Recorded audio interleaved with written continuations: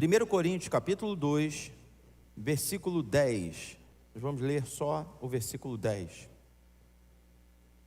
Primeira carta de Paulo aos Coríntios, capítulo 2, versículo 10. Quem já achou, diga amém. Diz assim: mas foi a nós que Deus revelou estas coisas por seu Espírito, pois o Espírito sonda todas as coisas, até os segredos mais profundos de Deus. Feche teus olhos, vamos orar. Senhor, nosso Deus, nosso Pai, nós clamamos pela Tua misericórdia nessa hora. Nós queremos rasgar nosso coração em Tua presença. Queremos Te pedir perdão, Senhor, pelo que fizemos e que Te entristeceu. Queremos Te pedir, Senhor, que nada em nós atrapalhe o fluir da Tua presença, mas que a Tua glória tome conta desse lugar, Senhor, e que a Tua palavra prepare o nosso coração para sermos ministrados pelo Teu poder nessa noite. Que essa noite seja uma noite de avivamento, que essa noite seja uma noite de renovação espiritual para todos nós, que saiamos daqui, Senhor, mais íntimos de Ti, Pai. Nos leva, Senhor, a um nível de mais profundidade, de mais intimidade, de mais espiritualidade contigo, para a glória e para a honra do Teu nome. Nós oramos em nome do Senhor Jesus, amém. Você pode se assentar glorificando ao Senhor, querido. Louvado seja o nome do Senhor. Bem, Jesus veio ao mundo com um objetivo muito claro, mas a pergunta é: por que os seus não receberam? A Bíblia diz que Jesus veio para os seus, mas os seus não receberam.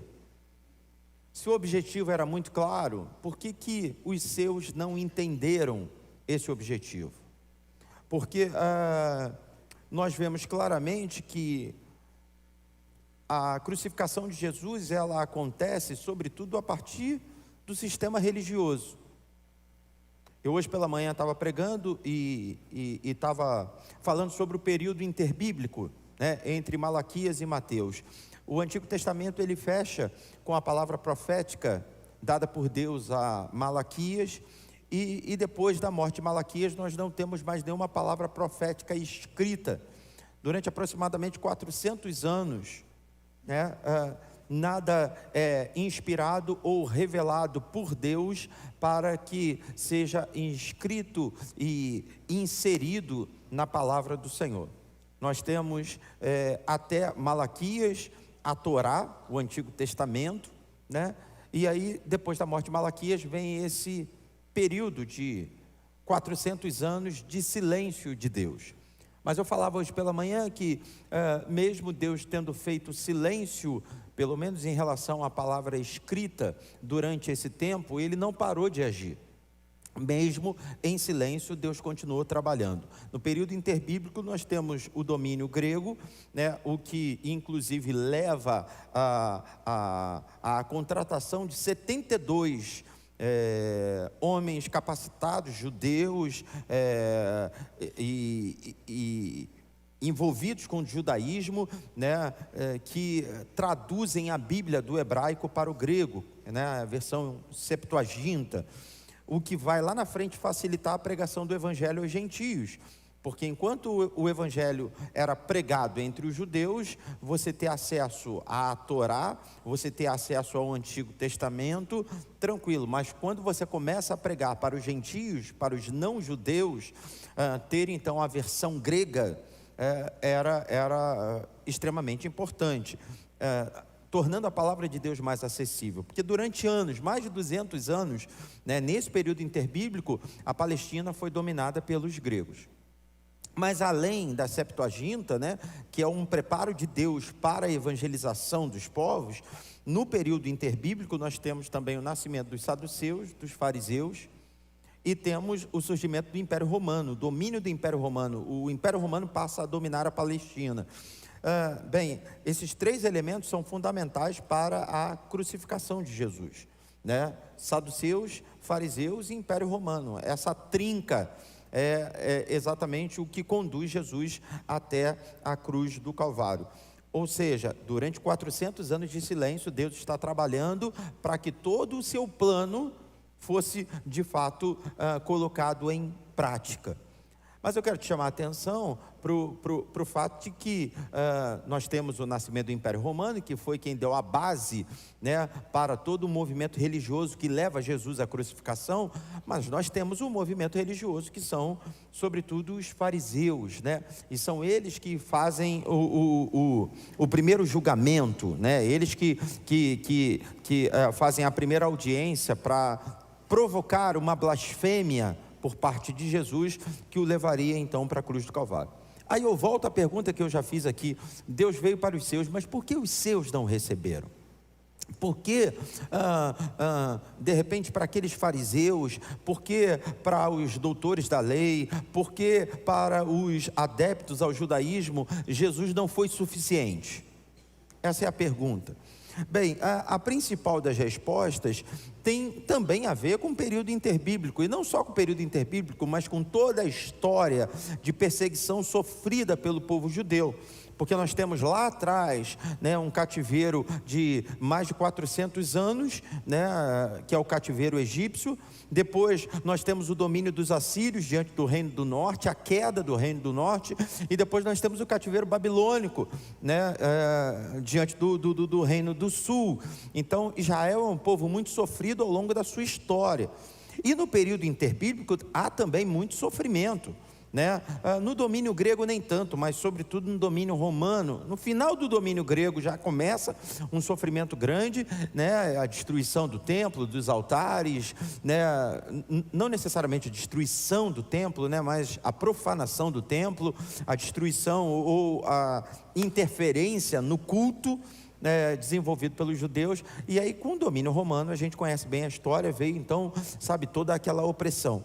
Ou seja, tudo isso mexeu com o coração daqueles que conheciam o Antigo Testamento e que estavam à espera do Messias, que havia sido profetizado pelo Antigo Testamento, né? Nós temos principalmente Isaías, que é considerado, né, o evangelho do Antigo Testamento, né, que foi de fato um profeta messiânico. Ele fala muito acerca da vinda do Messias, né? Ou seja, o povo de Israel vem ouvindo essa profecia e essa promessa dentro de um ambiente de muita perseguição, de muita morte. E aí, quando chega Jesus, o pensamento claro é Ele que vai nos libertar, mas não vai nos libertar do pecado, vai nos libertar do Império Romano. É Ele que vai acabar com as perseguições, é Ele que vai nos vingar dos egípcios, é Ele que vai nos vingar dos babilônicos, é Ele que vai nos vingar da opressão de Roma. Ou seja, Jesus veio para os seus, mas os seus não o receberam, porque Jesus não se apresentou como eles gostariam que Jesus se apresentasse, como aquele que seria um político fervoroso e que bateria de frente com o sistema. Tanto é que lá na frente, quando há uma proposta para o povo, no momento, né, já da crucificação, momentos antes da crucificação, a Bíblia nos fala que Pilatos, ele, para lavar suas mãos, ele joga a decisão para o povo e ele diz assim: olha, nós estamos na época da Páscoa e já tradicionalmente, né, é comum que a gente liberte um prisioneiro, né, por conta das festividades, e eu tenho aqui Barrabás, né, e eu posso libertar ele, ou então eu tenho Jesus, quem vocês escolhem, né? E eu tenho certeza que na cabeça dele o povo vai escolher por Jesus, porque afinal de contas Jesus não tem nenhum histórico de morte sobre as suas costas, Jesus não é um criminoso, Jesus não fez mal a ninguém. Então ele vai jogar para o povo e vai perguntar para o povo: quem vocês querem que seja livre, Jesus ou Barrabás? E aí todo mundo conhece aqui a história. Eles escolheram quem, irmãos, para ser livre? Barrabás. Mas por quê? Porque quando você estuda um pouquinho só sobre a história de Barrabás, você vê que Barrabás era um revolucionário. Ele era o chefe de um sindicato, né? Ele botava a galera para fazer greve, ele fazia passeata, ele era daquele que pintava o rosto. Né? E aí, né, diante de uma geração, e eu não vou nem falar de geração, porque continua da mesma maneira nos dias atuais, diante de um povo, diante de uma humanidade imediatista, né, nós não queremos alguém que está prometendo um reino que ainda vai acontecer, nós queremos alguém que está lutando por um reino já agora. Aí você começa a ter a resposta do porquê da não aceitação a Jesus. Quando a gente traz para os dias de hoje, né, é meio que trocar 6 por meia dúzia. A gente continua imediatista e a gente continua muito interessado naquilo que podemos receber agora e não tão interessados naquilo que ainda vai acontecer. A pastora Denise cantou aqui, né? Maranata, a hora vem, Senhor Jesus, né? É uma canção linda que projeta a volta de Jesus, que fala sobre esse dia maravilhoso em que Ele virá buscar a sua igreja. Mas talvez essa canção não provoque tanto a igreja, não provoque tanto as pessoas, quanto de repente, sei lá, vou usar uma minha para não falar mal da música de ninguém, mas uma só palavra que Deus manda vai fazer a tua vida mudar. Em minhas lutas eu vou triunfar, pois eu sei que é só em ti confia. Glória a Deus, porque eu sou imediatista, eu quero algo agora. Mas quando fala de Maranata, não, Maranata vai demorar muito ainda. Eu quero agora, com a unção imbatível serei. Eu quero agora. E isso, irmãos, não é uma novidade, isso sempre aconteceu. Isso já acontecia nos dias de Jesus. Uma falta de entendimento de que tudo tem a sua hora, tudo tem o seu momento. E dá para descansar se confiarmos no Senhor. Dá para entendermos que vale a pena esperar no agir de Deus. E quando acontecer, não vai acontecer já com a gente esmagado contra a parede, sem tempo para usufruir. Mas quando acontecer, vai acontecer num tempo perfeito, e que teremos tempo hábil para usufruirmos, para vivermos esse tempo, né? Essa bênção do Senhor. Quantos entendem e reconhecem isso? Digam amém. Olha para o teu irmão e diga assim: Deus não demora, Deus capricha. Você acha que está demorando, mas não, Ele está criando um ambiente perfeito para liberar sobre a tua vida. Se não aconteceu ainda, é porque você não estava ainda preparado para receber. Se não aconteceu ainda, é porque você talvez não conseguiria administrar. Se não aconteceu ainda, é porque aquilo que Deus está projetando ainda precisa de uma melhoria. E aí, quando acontecer, vai ser certeiro. Eita, eu recebo essa palavra. Quantos recebem, digam amém. Olha para o teu irmão e diga: vai ser certeiro quando acontecer na tua vida, sem erro, sem margem de erro. Glória a Deus. Às vezes a gente vê, sabe, no esporte, né, no futebol e tal, jogadores que vieram muito bem na base, né? Os moleques jogavam pra caramba, 12 anos, 13, 14, 15, 16, 17, estão voando. Aí quando tu vai pro time profissional, tem um monte que não está dando conta do recado. Aí você fica dizendo: por que ele não coloca o garoto para jogar? E às vezes técnicos que são muito capacitados e tal, né, entendem: não, eu tenho que segurar, ele não está pronto ainda, ele não está preparado para a cobrança, ele não está preparado para a pressão. Às vezes é até uma questão física mesmo. O garoto joga muito, mas ele ainda não tem um corpo para aguentar o tranco. Eu conheço, né, histórias de jogadores que precisaram de um fortalecimento, né, para poder entrar em campo. Porque enquanto adolescente, enquanto moço, era muito magrinho. Se eu não me engano, o Messi, né, foi um desses jogadores. Eu acho que o Zico também, há pouco tempo. E esse eu tenho certeza, porque coincidentemente ele estudou, né, na escola que os meus filhos também estudaram. Um que está na França agora, o primeiro nome eu não sei, o apelido é Paquetá, que era do Flamengo, né? Lucas, ele até reposição hormonal ele fez, né? Porque ele não desenvolvia alguns hormônios e tal, e eu sei, porque a história é parecida com o tratamento que o João se submeteu, e o Flamengo fez tudo isso para poder lançar o garoto, porque se lançasse o garoto, iria queimar o menino. Agora não, ele é um dos, né, não sei se titular, mas com certeza vai estar na Copa do Mundo, né? Porque teve a hora certa, o momento certo. Mas a gente é muito ansioso. É por isso que Paulo escreve aos Filipenses, no capítulo 4, dizendo assim: não andeis ansiosos por coisa alguma, antes em tudo apresenteis as vossas orações com súplicas, mas ações de graças. Sabe, esse exercício de agradecer pelo que já aconteceu, porque a gente está sempre pronto para reclamar o que a gente não alcançou, mas a gente é tardio para agradecer o que já alcançamos. O que a gente não alcançou, a gente reclama: meu Deus do céu, não está acontecendo nada. Nada é muita coisa. né? Você está exagerando. Não está acontecendo nada, não está acontecendo o que você quer, mas já aconteceu muita coisa. Você tem fôlego, você tem ar para respirar, você tem força nas pernas para vir para a igreja, você tem condição, mesmo que seja mínima, de pegar um ônibus, um Uber, um carro e vir para a igreja cultuar ao Senhor. Tem gente que gostaria muito de estar aqui e não pode, irmãos. Mas eu não queria vir de ônibus, eu queria vir de carro. Tá bom, ainda não chegou o tempo do carro, mas não significa que nada aconteceu.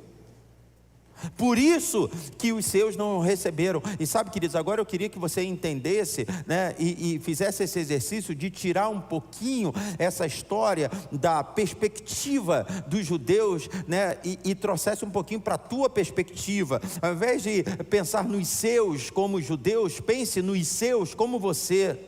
É por isso que muitas das vezes Jesus vem para os seus e os seus não o recebem, porque acham que Jesus tem que ser o nosso empregado e tem que fazer do jeito que a gente quer, e não é assim. Ele tem um tempo certo, a hora certa para fazer. Aí a gente passa a ter uma visão, e eu quero que você guarde isso com peso aí no teu espírito. A gente passa a desenvolver uma visão mesquinha da graça. A gente passa a desenvolver uma visão medíocre da graça. Sabe o que passa a ser graça para a gente? Graça passa a ser um carro. Graça passa a ser um emprego. Graça passa a ser um dinheiro depositado na nossa conta. É graça. Pastor, mas não é? É graça. Mas é muito mais do que isso, irmãos. Isso aí não é nada perto do projeto de graça que Deus tem para a nossa vida. Um dinheiro na conta, um emprego, um carro, uma casa, uma viagem. Eu sei que isso é graça, é favor que nós não merecemos, a bênção do Senhor nos alcançando. Mas não é só isso. Você pode falar isso para o seu irmão, diga para ele: não é só isso, irmão. Mas a gente vai se apequenando, e a gente se apequena, e a gente apequena a ideia de graça na nossa vida. Hoje pela manhã eu estava falando sobre fariseus que queriam provocar Jesus pedindo sinais do céu. Gente que quer ficar vendo milagres achando que Jesus é um mágicozinho. Jesus não quer fazer milagrezinhos na tua vida, Jesus quer mudar a tua história. Jesus não quer, sabe, uma visita aqui, uma visita ali. Não, Jesus quer fazer morada em você.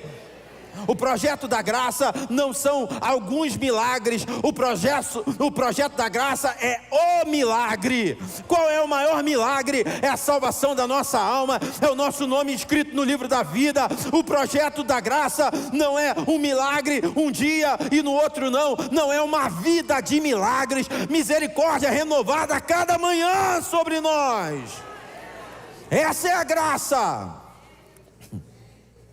Jesus queria que todo mundo entendesse: vocês estão preocupados em vencer Roma. Eu não vim para vencer Roma, eu vim para vencer o inferno.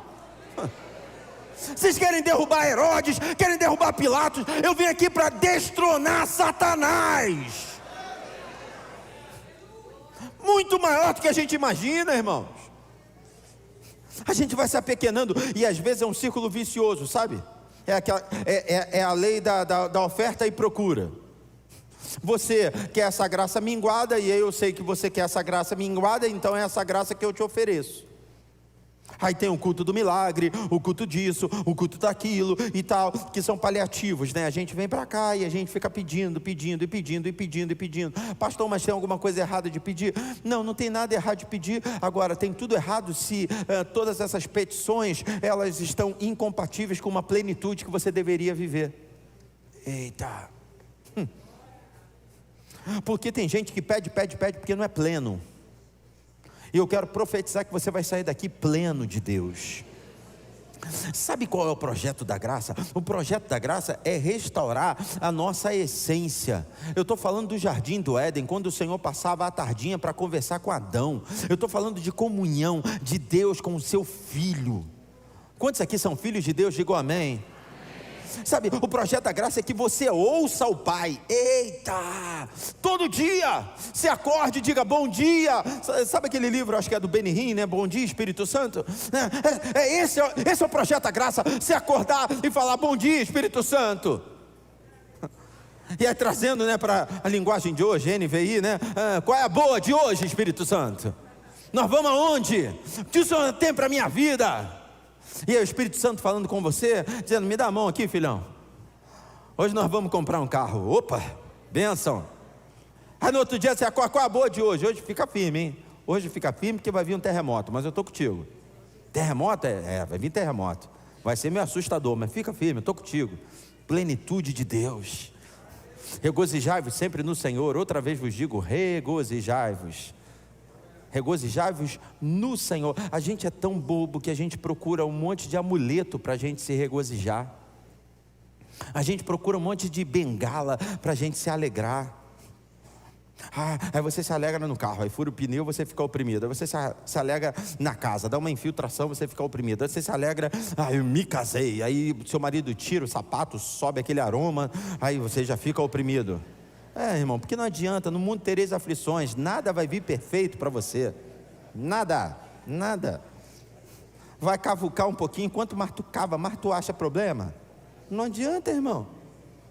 O tempo inteiro, e em tudo, né? Mas quando você é pleno, você não usa, né, dessas bengalas humanas. Regozijai-vos sempre no Senhor, porque Ele é perfeito. Um dos atributos de Deus é imutabilidade. Ele é o mesmo ontem, hoje e eternamente. O humor dele não varia de acordo com o tempo. Está chovendo, Ele é o mesmo. Está sol, Ele é o mesmo. Está calor, Ele é o mesmo. Está frio, Ele é o mesmo. E aí você se apoia nessa imutabilidade, então você encontra a plenitude. O texto de Paulo, né, eu estou falando de Filipenses 4, né, no verso 5, Paulo diz assim: seja a vossa moderação conhecida diante de todos os homens, porque perto está o Senhor. Eu sou apaixonado por esse texto, porque é impressionante, né, como tem crente que é chateado, como tem crente que está revoltado. Às vezes o camarada chega, né, no gabinete: pastor, não estou aguentando mais. Dá vontade, né? O André Valadão que fala isso, né? Você não é crente, não. Dá vontade de falar isso. Porque de onde saiu essa revolta, cara? Seja a vossa moderação, o vosso equilíbrio conhecido diante de todos os homens, porque perto está o Senhor. Só para lembrar o teu irmão, diga para ele assim: Ele está aqui. O dono de todo ouro, de toda prata, aquele que tem todo o poder no céu e na terra, aquele que uma só palavra resolve a tua vida inteira, Ele está aqui. E Ele não só quer estar aqui, mas Ele quer viver em você. É igual a canção, né, que a gente canta: venha habitar, não queremos só uma visita. Não é só porque Saul vivia isso. O Espírito Santo vinha, se apossava dele e ia. Mas a Bíblia diz que quando Davi é ungido rei de Israel, o Espírito Santo veio sobre ele, e o texto diz: daquele dia em diante nunca mais saiu.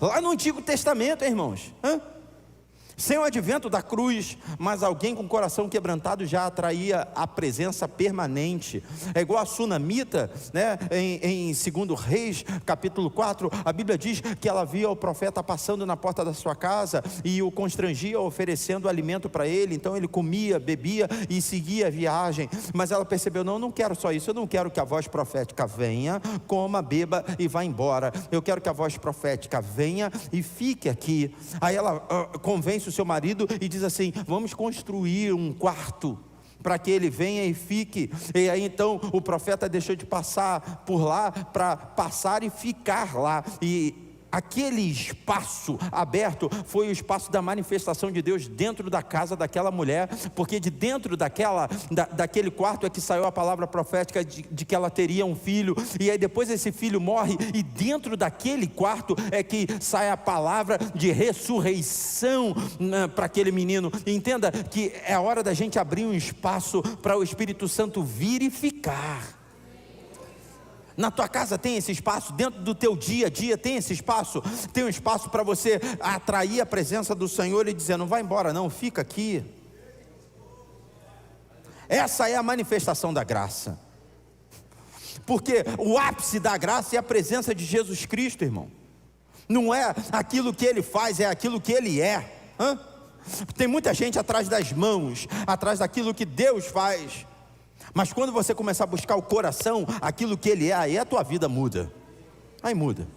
Aí você não fica só refém dos milagres. Não, mas a presença do Senhor garante o teu sorriso. A presença do Senhor garante a tua felicidade. A presença do Senhor garante os teus sonhos. Muita gente andando em círculo. Vai ler a Bíblia, irmão. Leia o livro de Juízes, para você entender, né, a dificuldade da humanidade em reconhecer a graça de Deus. Porque no livro de Juízes a história vai se repetindo. Eles confiam no Senhor até um determinado momento em que eles se acham autossuficientes e viram as costas para Deus. Deus então, para não perder eles, permite que o inimigo se levante e subjugue eles. E aí, no momento que eles estão sendo subjugados e sofrendo, vivendo derrota, eles clamam ao Senhor e eles pedem a Deus misericórdia. Deus levanta um juiz, esse juiz vence o inimigo e eles voltam a viver um tempo de tranquilidade e paz. Só que esse tempo, ele dura pouco, porque aí de novo eles viram as costas para Deus. Aí de novo Deus faz o inimigo se levantar e fica assim. E se você parar para analisar, irmão, essas histórias, elas se repetem hoje o tempo inteiro. Você vê gente que vem para a igreja na hora da necessidade. Aí Deus vai e abençoa essa pessoa. Aí quando ela está bem com Deus, ela vai e se distancia do Senhor. Aí Deus permite que o problema aperte lá, para não perder essa pessoa. Essa pessoa vem e volta. Aí volta, aí Deus resolve o problema dela. Depois que o problema está resolvido, ela vai embora de novo e fica nessa. Sabe por quê? Porque ela tem uma visão minguada da graça. Ela acha que graça são milagres que Deus vai fazendo aqui e ali. Não. Quando Jesus, ele entrega o seu Espírito na cruz do Calvário, eu quero que você entenda, ninguém matou Jesus, ele entregou o seu Espírito. Ninguém teve esse poder de tirar a vida de Jesus. Ele que se entregou por sacrifício, por amor a mim e a você. E aí quando Jesus está lá na cruz do Calvário, ele diz: Senhor, em tuas mãos eu entrego o meu Espírito. E ali uma palavra ecoa: tudo está consumado. Não vai acontecer, já aconteceu. Se você está achando que Jesus vai morrer na cruz do Calvário de novo, você está muito enganado. Ele já morreu e ele já garantiu a tua felicidade. Ele já garantiu os teus sonhos. Ele já garantiu o céu aberto. É hora de sorrir. Em nome de Jesus, coloca um sorriso nesse rosto e acredita que o Senhor, Ele está vivo. Jó, ele diante de todos os problemas, diante de todas as dificuldades, porque ele tinha essa certeza absoluta, ele bradou em alta voz: eu sei que o meu Redentor vive e por fim se levantará. Você pode não estar vendo ainda com os olhos naturais, mas pelos olhos da fé você pode levantar sua mão e adorar, porque vai acontecer. O que está pendente vai acontecer, porque já foi consumado. Isso é graça. Isso é graça. Quantos recebem a graça de Deus? Quantos recebem a graça de Deus? É graça. Eu sei que é difícil, sabe, diante do nosso dia a dia, diante das pancadas que a gente leva da vida, eu sei que é difícil, mas olha para Jesus, é autor e consumador da nossa fé. Olha para Jesus, se Ele suportou, eu vou suportar também. Ele diz assim: no mundo tereis aflições, mas tem de bom ânimo, eu venci. Eu estou pregando aqui, irmão, e eu tenho certeza, hoje é noite de vitória para nós. Vitória, vitória, vitória. Mas não seja mesquinho, não seja pequeno, sabe, em querer, eu só quero isso. Tem gente que faz essa oração: Senhor, tudo que eu quero é isso. Não, Senhor, eu quero tudo que o Senhor tem para me dar. Quero tudo, Senhor. Eu só não vou ser aquele camarada chato de querer no meu tempo. É no seu tempo, eu não vou ficar brigando. Eu já falei isso aqui, né? Eu sofri na minha infância e depois me vinguei com os meus filhos. Às vezes eu ia para um shopping, olhava para um doce e para um sorvete, e eu dizia assim: pai, o senhor pode comprar um sorvete para mim? E meu pai dizia assim: não. E aí eu perguntava assim: por quê, pai?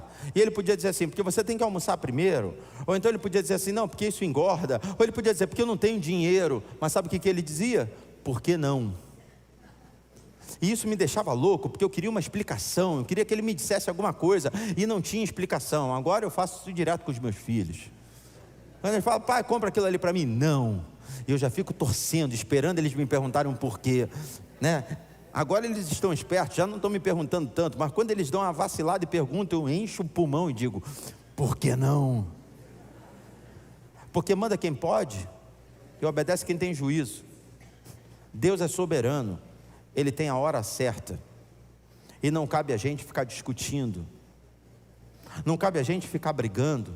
Se ele está dizendo que ele vai fazer, você simplesmente espera. Pastor, mas ele não disse nada. Você espera também, porque ele é teu pai, e ele sabe o que é melhor para a tua vida. Você pode perguntar tudo para Deus. Você pode ser aquele questionador, por quê, por quê, por quê, por quê, por quê? Não tem problema nenhum. Agora, o que você não pode é se irar se ele não te responder. Porque ele pode ser igual um pai, né, que coloca um fone no ouvido e fica tranquilo.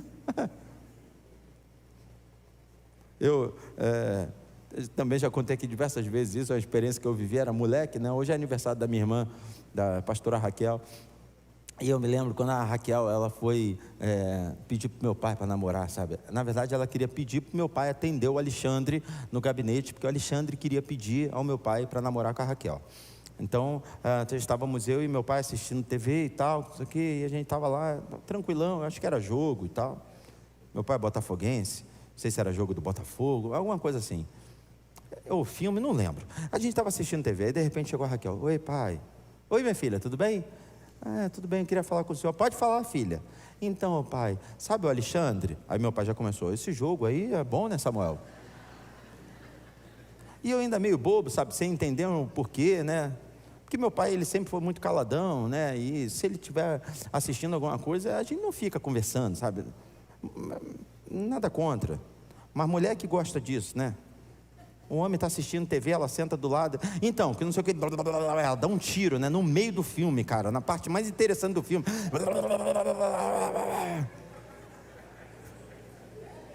Aí eu aperto assim um pause assim, né? Né? Elas gostam disso, né? Gostam de fazer isso. O negócio tá pegando fogo, né? Elas cenas, então, Timóteo, que não tem. E fala desesperado. E ai de você, que não presta atenção no que ela está falando. Então, meu pai, ele sempre foi assim mesmo, né? A gente até hoje mexe com a minha mãe, né? Que meu pai tinha uma frase, sabe, pastor Helder? Ele assistia a TV, minha mãe começava a falar, ele ficava assim, escuta, Vera, escuta, Vera. Até hoje eu mexo com ela, sabe? Quando ela começa a falar, eu escuta, Vera. Porque ele ficava assim, escuta, Vera. Ele queria que ela escutasse a TV. Escuta, Vera, fica quieto, escuta e aumentando o volume, sabe? Paciência zero. E aí nesse dia, sabe, ele querendo conversar comigo, eu falei, meu pai não gosta de conversa e está querendo conversar comigo, mas na verdade é porque a Raquel estava pedindo um negócio que eu não tinha entendido ainda. Aí ela, não, pai, é porque o Alexandre, ele queria marcar que não sei o quê. Esse filme é muito bom mesmo, né? Agora que os índios vão matar, que não sei o quê, alguma coisa assim, né? E ela falou mais uma, falou mais duas, falou mais três, daqui a pouco eu sou... Aí eu ouvi um choro, não entendi nada. Falei, meu Deus, quebrantamento não é, porque a gente não está orando. E também não era nada emocionante na TV, senão eu ia lembrar. Ela começou a chorar. Eu falei, caramba, tu está chorando, o que foi? Aí meu pai, o que foi? Eu estou aqui tentando, porque ela queria a atenção dele, porque ela queria pedir para ele para receber o Alexandre. Só que ele não queria ouvir, e ele era o pai, era a hora dele ser o pai. E ele fez jogo duro com ela. Ele só deixou porque ele estava atendendo aqui no gabinete, apareceu uma menina aqui, e a menina traumatizada, não queria mais viver, que não sei o quê, e eu quero morrer, e papapá. E aí, vamos orar. E Deus revelou a causa do problema da menina. Foi o pai que não deixou ela namorar. Por isso é que ele foi e falou, chama o Alexandre então. Alexandre tem que levantar duas mãos para o céu, que se não fosse esse, irmão, é até hoje tentando. Mas entenda uma coisa, às vezes a gente ora e é o silêncio de Deus. Eu preguei hoje pela manhã isso. Tem hora que Deus responde, tem hora que Deus não responde. Pergunta para o teu irmão, e aí, tu vai espernear? Pergunta para ele, vai espernear? Criancinha mal criada que cai no meio do shopping. O pai vem arrastando, cala a boca, criança, pagando aquele mico e tal. É isso? A gente não acha feio quando a gente vê isso? Mas a gente faz a mesma coisa. A ideia de graça é abundância. O ladrão veio para roubar, matar e destruir. Cristo veio para nos dar vida e vida com abundância. É conseguir ver coisa boa até na dificuldade, irmão.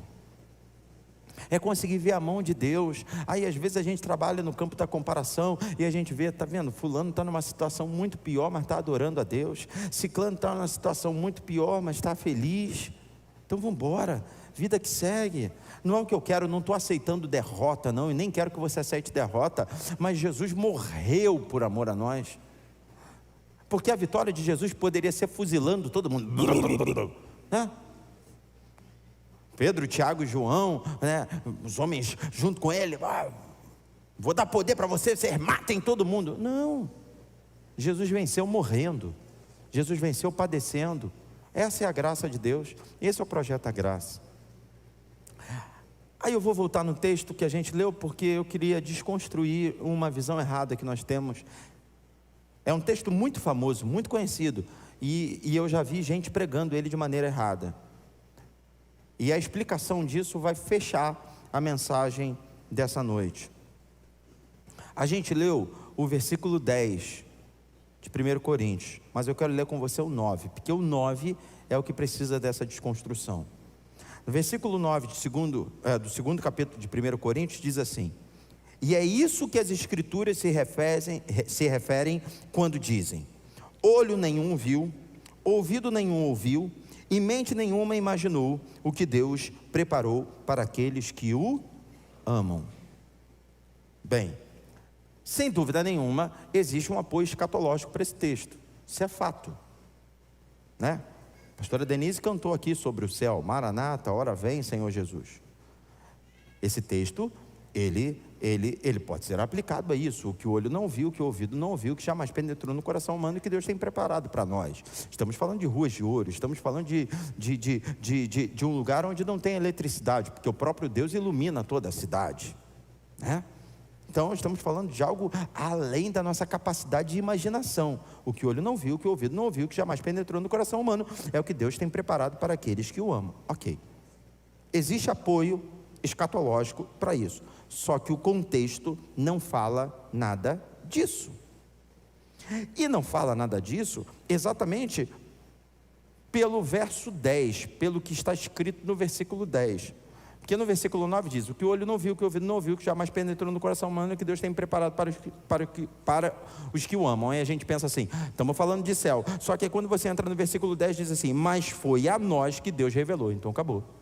Porque eu pergunto, alguém aqui já foi para o céu? Então se o que o olho não viu, o que o ouvido não viu, que jamais penetrou no coração humano, é o que Deus tem preparado, está falando de céu?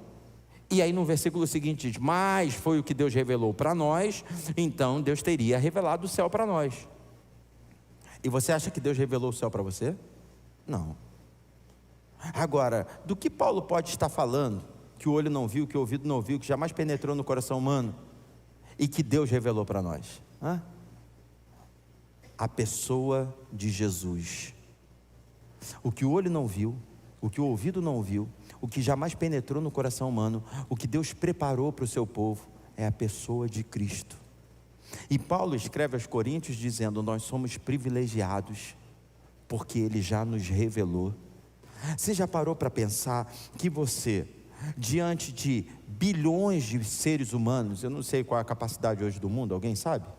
Capacidade do planeta? Mas aqui, nível de Brasil, estamos falando de 200 e quantos milhões? 290 milhões? Acho que é mais ou menos por aí, né? É gente pra caramba, né? Imagine a capacidade mundial, a população mundial. Diante dessa população toda, eu e você fomos uns dos privilegiados a conhecer aquilo que o olho não viu, que o ouvido não viu, que jamais penetrou no coração humano. A manifestação da graça. E eu preciso te desafiar, e você vai continuar querendo a graça, só um pedacinho dela? Ou você vai querer mergulhar nesse rio de graça? Aí, como se não bastasse, não pastor, mas o senhor tem certeza que está falando de... Porque o texto diz assim: é isso que as escrituras se referem quando dizem. Ou seja, Paulo está se referindo a alguma coisa já escrita. Aí a gente vai procurar saber, mas o que já foi escrito para dar base para a palavra do apóstolo Paulo? Você não precisa abrir, mas aí a gente vai para Isaías capítulo 64, verso 4, que diz assim: porque desde o começo do mundo. Uma outra versão diz: desde a antiguidade, nenhum ouvido ouviu, nenhum olho viu um Deus semelhante a ti, que trabalha em favor dos que nele esperam. O que o olho não viu, o que o ouvido não ouviu, o que jamais penetrou no coração de um ser humano, é um Deus que trabalha, e trabalha incansavelmente em favor daqueles que simplesmente esperam nele.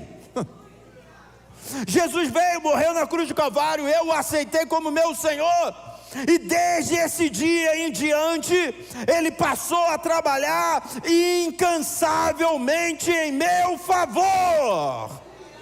Você pode não estar vendo, mas agora Ele está trabalhando por você.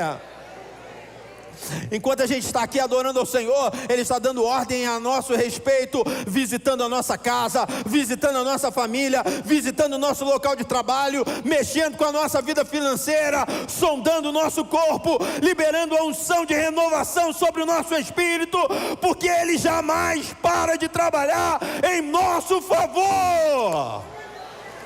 Oh! Louvado seja o nome do Senhor! Louvado seja o nome do Senhor. A resposta é Jesus. Ele é o ápice da manifestação da graça de Deus.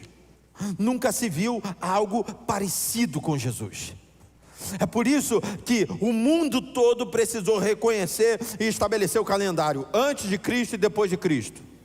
Na tua vida é assim também, antes de Cristo e depois de Cristo. O que faz a diferença na tua vida é Jesus Cristo. Quem é suficiente na tua vida? Jesus Cristo. E a plenitude? Jesus Cristo. Oh meu Deus, hoje Ele te trouxe aqui para te levar a um nível de espiritualidade, de intimidade, de profundidade, que talvez ao longo da tua caminhada você tenha se esquecido de viver, porque você é imediatista e quer bênçãos pequenininhas. Mas Ele quer que você entenda: eu sou o teu pastor e eu não te faltarei, eu sou o suficiente. Não é isso, não é aquilo que vai te faltar ou que não vai te faltar. O que não vai te faltar é a minha presença. É a presença do Senhor. Colossenses capítulo 1, versículo 26 diz assim: essa mensagem foi mantida em segredo por séculos e gerações, mas agora foi revelada ao seu povo santo, pois Deus queria que eles soubessem que as riquezas gloriosas deste segredo também são para vocês, os gentios. E o segredo é este: segura na mão do seu irmão, abra tua boca e profetize: Cristo em nós, a esperança da glória.